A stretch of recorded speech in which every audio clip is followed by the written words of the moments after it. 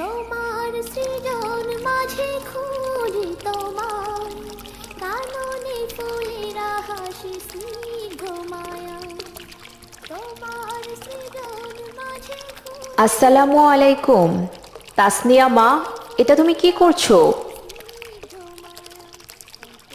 ওয়ালাইকুম আসসালাম। মা, আমি তো ব্রাশ করছি। আস্তাগফিরুল্লাহ, আল্লাহ রাব্বুল আলামিন আমাদের ক্ষমা করুন। তুমি তো পানির অপচয় করছো।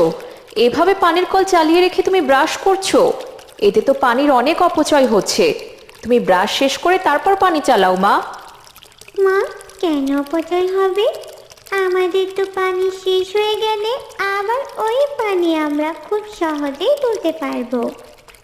মা তাসনিয়া, পানি কোনো অফুরন্ত জিনিস নয়, এটা হলো আল্লাহ রাব্বুল আলামিনের নেয়ামত। আর আল্লাহ রাব্বুল আলামিনের নিয়ামতগুলোর কখনোই অপচয় করতে নেই। আচ্ছা মা, আমি পানি অপচয় করব না। ব্রাশ শেষ করে তবেই পানির কল ছাড়বো। মাশাল্লাহ, আমি গেলাম। তাড়াতাড়ি ব্রাশ করে খাবার খেতে এসো মা। এরপর রহিমা চলে গেল। মা চলে গেছে, এখন আমি আবারও পানি চালিয়ে ব্রাশ করব, বেশ মজা হবে।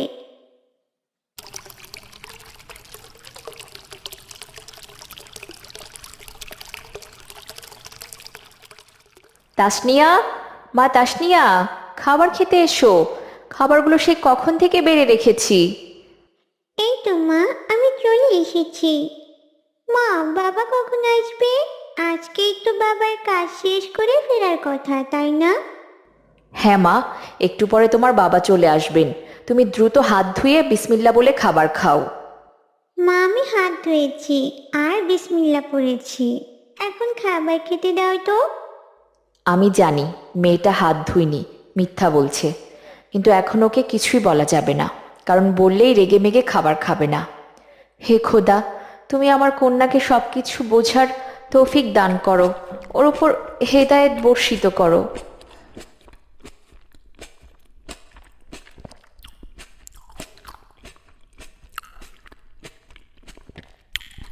কি হলো তাসনিয়া মা, খাবার কি মজা হয়নি? তুমি এভাবে খাবার না খেয়ে কেন উঠে পড়েছো? আমার খাবার খাওয়া শেষ মা, আর খাবারগুলো বেশ মজাই হয়েছিল। আমি আর খাবো না। কিন্তু মা। এই তো বাবা চলে এসেছে, আমি যাই। বাবা আমার জন্য নিশ্চয়ই অনেক খেলনা এনেছে।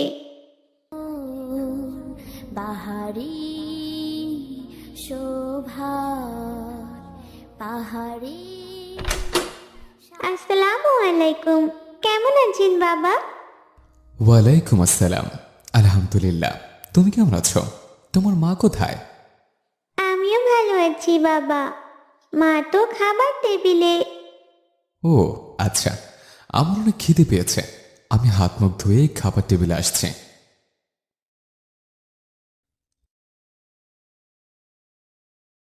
আসসালামু আলাইকুম। আপনার আসতে কোনো অসুবিধা হয়নি তো? ওয়ালাইকুম আসসালাম। না, আল্লাহর রহমতে সই সালামতে কাজ শেষ করে ফিরতে পেরেছে। আলহামদুলিল্লাহ। আপনি তাহলে বসুন, আমি আপনার জন্য খাবার আনছি।